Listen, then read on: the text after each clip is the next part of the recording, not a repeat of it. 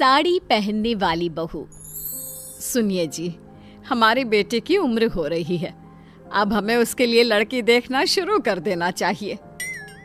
अरे अभी देवेश बच्चा ही तो है, तुम अभी से क्यों उसके लिए लड़की देख रही हो? अभी से लड़की देखेंगे तभी तो हमें कोई अच्छी लड़की मिलेगी ना, वरना आजकल का जमाना कैसा है ये तो आप भी जानते ही हैं। अच्छे घर की लड़कियां मिलना बहुत मुश्किल है। बात तो एकदम सही है तुम्हारी। आप रिश्ते देखिए और मैं बहू। इस घर में बहू तो सिर्फ मेरी पसंद की ही आएगी। विक्रम अपने बेटे के लिए लड़की देखना शुरू कर देता है। कुछ दिनों बाद वो सलोनी के घर जाते हैं। लड़की कहाँ है, जरा उसे बुलाइए तो सही। जी बस अभी आती ही होगी। स्मृति के इतना बोलते ही जींस टॉप पहने सलोनी वहां आ जाती है। सलोनी को देखते ही लड़के वालों के होश उड़ जाते हैं। ये क्या पहन कर आई है आपकी लड़की? माफ कीजिएगा, लेकिन हमारे घर में ये सब कुछ नहीं चलेगा। वो आंटी जी क्या है ना, आज मुझे कॉलेज से आने में थोड़ी देर हो गई थी, इसलिए तैयार होने का टाइम ही नहीं मिला। तो तुम कॉलेज भी जाती हो? वैसे कितनी पढ़ी लिखी हो तुम? मैं अभी MBA की पढ़ाई कर रही हूँ। शादी के बाद क्या इरादा है तुम्हारा, जॉब या घर?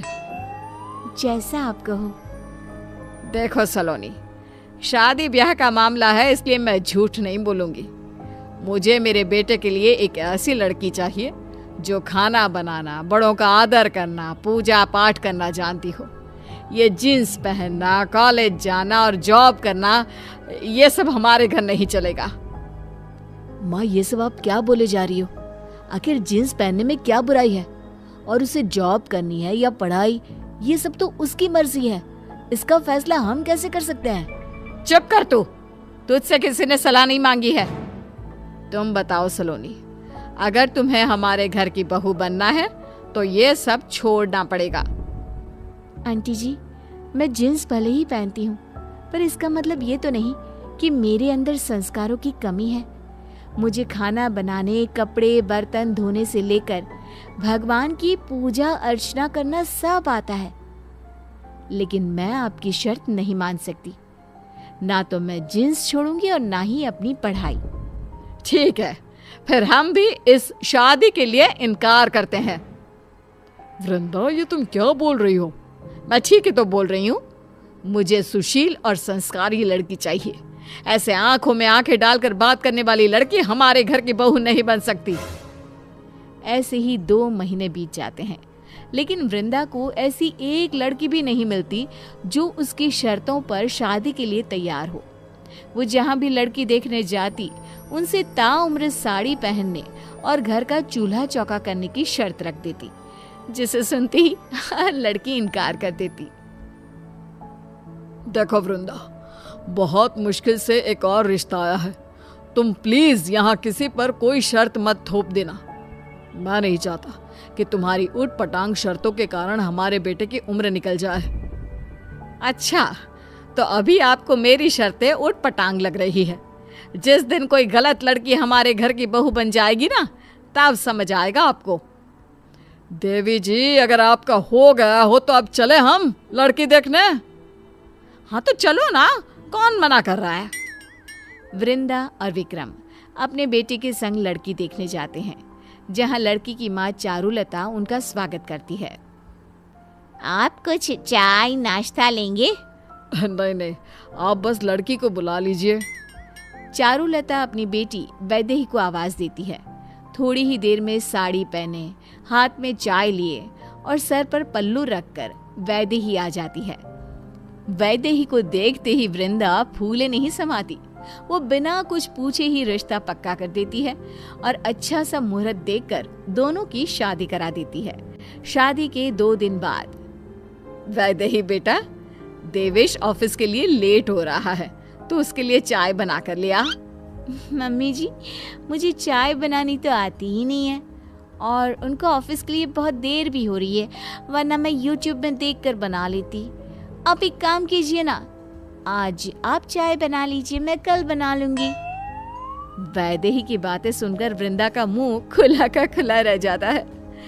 और अब वो करती भी तो क्या, बेटे को ऑफिस के लिए लेट जो हो रहा था तो बस फटाफट वृंदा ने रसोई में घुसकर चाय बनाना शुरू कर दिया, जिसके बाद देवेश ऑफिस के लिए निकल गया। अब वृंदा सीधे वैदेही के कमरे में जाती है। बहू, तुझे खाने में क्या क्या बनाना आता है? कुछ भी नहीं मम्मी जी। है? कुछ भी नहीं मतलब?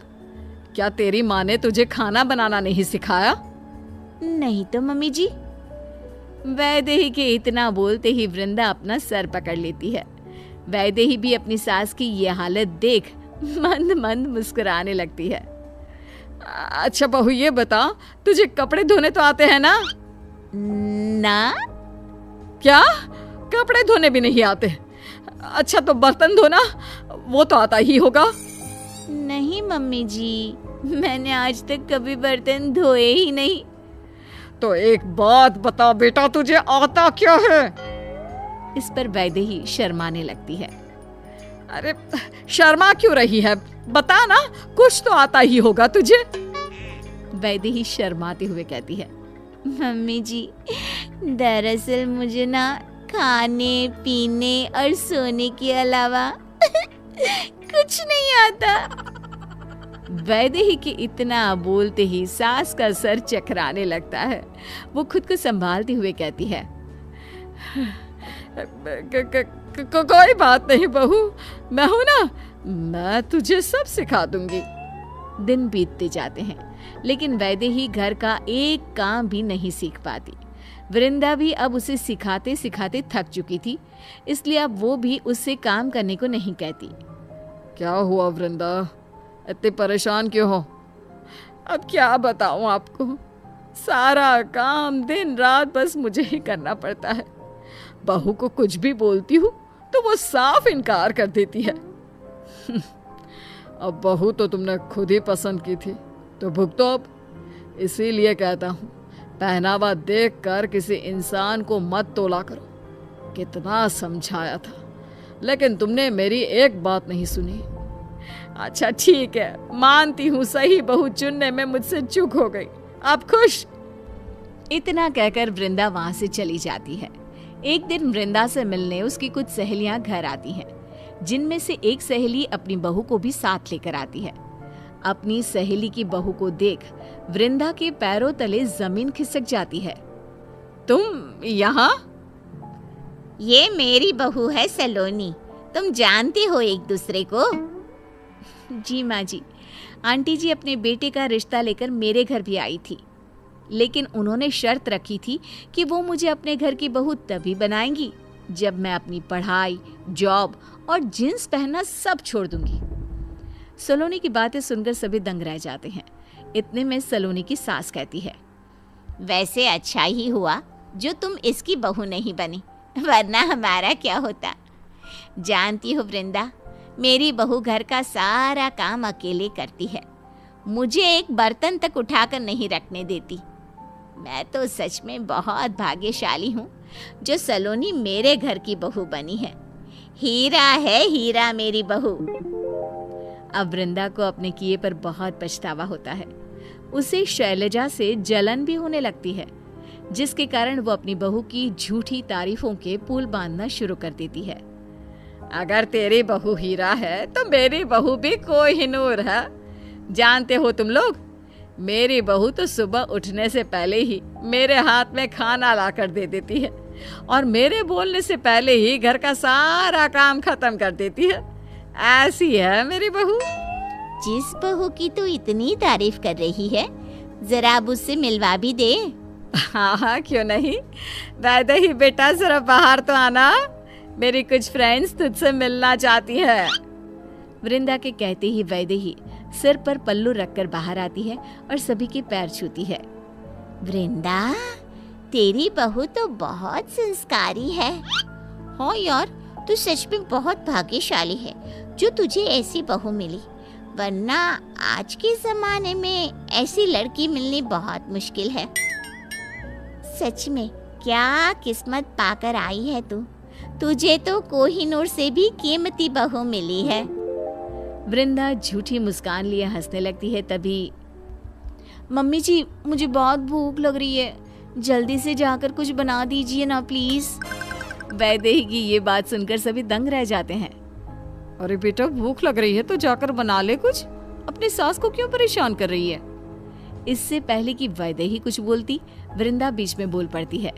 वो क्या है ना, बहू को सिर्फ मेरे ही हाथ का खाना पसंद है, इसलिए वो मुझसे बोल रही है। ये तो बहुत अच्छी बात है, फिर तो ये बाहर का कुछ खाती भी नहीं होगी, क्यों बहू? अरे नहीं नहीं आंटी जी, मैं तो सब कुछ खा लेती हूँ जो भी मिल जाए, बस मुझसे ना ये काम वाम नहीं होता। मुझे तो आप बैठे बैठे जो दे दोगे मैं सब खा लूंगी।